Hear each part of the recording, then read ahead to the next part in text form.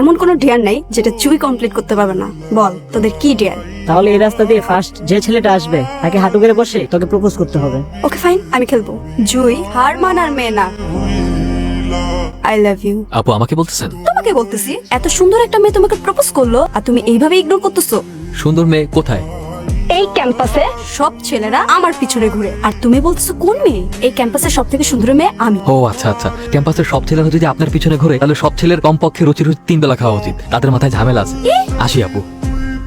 আরে তোরা সবসময় আমাকে দেখে এমন করিস কেন? আরে ভাই, কার সাথে কিভাবে কথা বলতে হয় তুই তো সেটাও জানিস না। তোর এই ঠুটকারেমি স্বভাবের জন্য ভার্সিটির সবাই তোর উপর বিরক্ত। আমি তো কখনো মিথ্যা কথা বলিনি, আমি সবসময় সত্য কথা বলি। সেটা কি আমার দোষ? এই ছেলেটা কে রে? একবার সরিও বললো না। আরে তোর তো ভাগ্য ভালো, ওর সাথে তোর কথা হয়নি।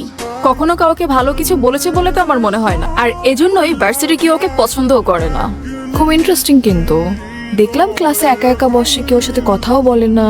হ্যাঁ, কিন্তু ভুলে কথা বলার বা ফ্রেন্ডশিপ করার চিন্তা তুই মাথায় আনিস না। সবাই ওকে ইগনোর করে, তোরও উচিত ওকে ইগনোর করা। আর এমনিতেও আমার মনে হয় না কোনো মেয়ের প্রতি ওর আকর্ষণ আছে বলে। হ্যালো, জি আমি। আমার কলমটা পড়ে গিয়েছে, তো কি হয়েছে? তো উঠিয়ে দিন। আমি কলম উঠাবো?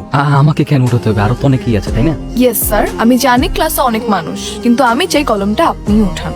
ভালো থাকবেন আপু, আসি। এখানে থাকলে হয়তো কলম উঠাতে আমার পড়াশোনা আর হবে না। হ্যাঁ, গাধা নাকি আমি? আপু, এই গাধার বাচ্চা নাম্বারটা দিত, ওর লাইফ আমি হেল্প করে দিব। ঠিক আছে, লে। হ্যালো, আসসালামু আলাইকুম। কে? আমি তা তো জানি, কিন্তু কে আপনি? আমার পরিচয় জেনে আপনার কি হবে? আপনি আপনার পছন্দ মতো আমাকে একটা নাম দিয়ে দিন না। আশ্চর্য, আমি তো আপনাকে চিনি না, নাম কি করে দিব? চেনেন না চিনে যাবেন, কথা বলতে থাকেন, আস্তে আস্তে এমনিই চিনে যাবেন। আমি একজন অপরিচিত মেয়ের সাথে কেনই বা কথা বলবো? কারণ পরিচিত কেউ তো আপনার সাথে কথা বলে না। বাবা ডেকেছো? তুমি নাকি বডিগার্ডদের তোমার সাথে ভার্সিটিতে যেতে নিষেধ করেছো? হ্যাঁ। কারণ কি? বাবা, তোমার এসে বডিগার্ডদের জন্য আমার কোনো ফ্রেন্ড আমার সাথে মেশে না, আমার কাছে এসে কথা বলার সাহস পায় না। একটা মানুষ একা একা কতক্ষণ থাকতে পারে তুমি বলো তো? অনেক তো হয়েছে বাবা, অনেক হয়েছে। আমাকে চার দেয়ালের মধ্যে অনেক বন্দি করে রেখে আমি তো বড় হয়েছি, এবার একা ছাড়ো। চার দেয়াল বলতে তুমি কি বুঝাচ্ছো? তোমাকে তো আমি বন্দি করে রাখিনি, না তো তোমাকে কোথাও যেতে নিষেধ করছি। আমার মেয়ের লাইফ যাতে রিস্কে না পড়ে এই জন্য বডিগার্ড রেখেছি। আর বডিগার্ড রাখাটা আমাদের পারিবারিক রীতি। কাল থেকে তুমি বডিগার্ড নিয়ে ভার্সিটিতে যাবে, এটা আমাদের পারিবারিক রীতি। কিন্তু বাবা, তোমার এসব বডিগার্ডরা সেদিন একটা লোককে নির্মম ভাবে মেরেছে, বিনা দোষে কারো গায়ে এভাবে হাত তোলা রাইটস কারো নেই বাবা। বিনা কারণে ওকে শাস্তি দেওয়াটা যথেষ্ট লজিক্যাল ছিল। একটা রাস্তা খেয়ে আমার মেয়েকে প্রপোজ করবে, ওকে মেরে যে হাত পা ভেঙে দেয়নি, এটা ওর কপাল। হ্যাঁ, ঠিক এই কারণে তোমার বডিগার্ডদেরকে আমার সাথে যেতে নিষেধ করেছি। আর তোমাকে বলে দিচ্ছি, তুমি যদি আমাকে পাঠাও ওদেরকে আমার সাথে, তাহলে কিন্তু ভার্সিটিতে জব অফ করে দিব, নিজেকে চার দেয়ালের মধ্যে বন্দি করে ফেলবো।